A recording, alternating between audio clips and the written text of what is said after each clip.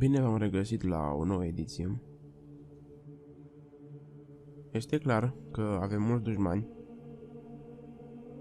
deși noi suntem un popor destul de pașnic, nu am atacat pe nimeni, dar fiindcă suntem bogați în resurse, bogații pământului vor să ne exploateze.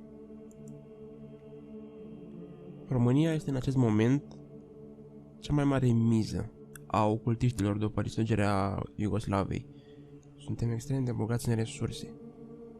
Noi singuri am putea da în faliment întreaga Europa, doar cu resursele noastre. Și nu o spun așa pentru că sunt patriot și îmi iubesc țara. Ăsta e adevărul. O națiune ca România devine incomodă în multe locuri, din multe privințe. Uniunea Europeană este doar un instrument de distrugere a României. Noi românii nu mai avem coloană vertebrală. Suntem îngenunchiați de UE și obligați să acceptăm legile lor spurcate, de factură neomarxistă, să acceptăm homosexuali și toate spurcăciunile. Dar UE nu este singurul inamic al nostru și Rusia este un inamic.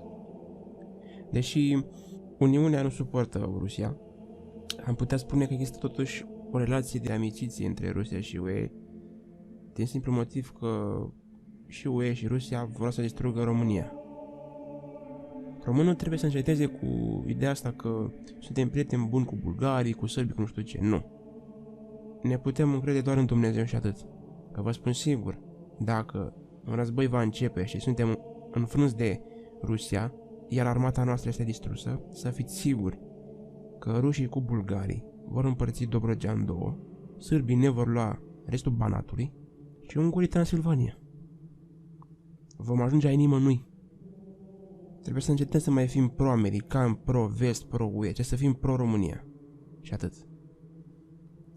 România, în momentul de față, asta e părerea mea, mai are o șansă. Trebuie să urmăm modelul polonezilor.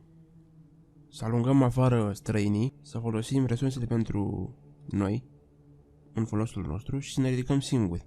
Să ne întărim și să ne apărăm singuri. Degeaba ne voi credem atâta, pentru că nu rezolvăm nimic.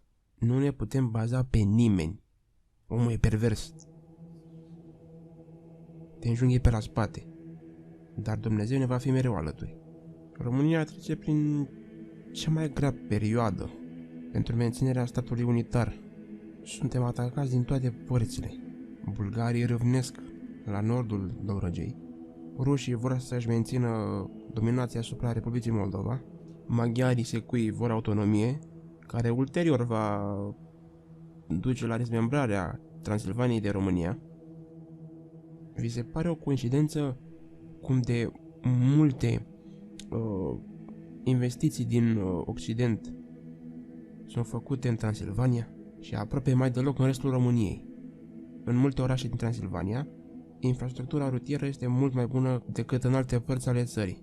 Este evident că avem o contribuție la PIB mai mare din acea zonă, pentru că se investește foarte mult în Transilvania.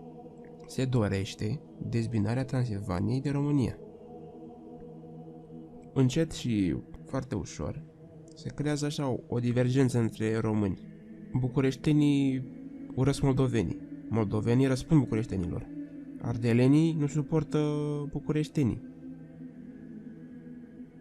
Sunt posturi de radio și TV în Transilvania cu români, cu cetățeni români, cu sânge român, nu de altă nație, care sunt finanțate de nu știu de unde, sursele sunt necunoscute, care promovează nevoia de autoguvernare a Transilvaniei, promovează dezbinarea.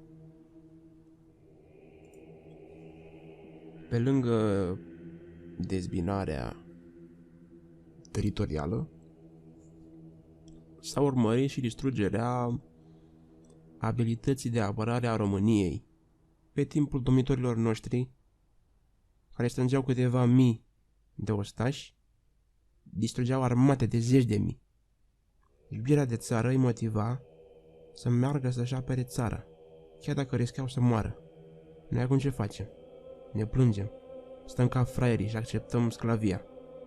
Din moment ce suntem așa slabi, Românul, când aude de război, tremură de frică, pentru că știe că armata noastră este extrem de slabă. Trebuie să ne trezim până nu este prea târziu.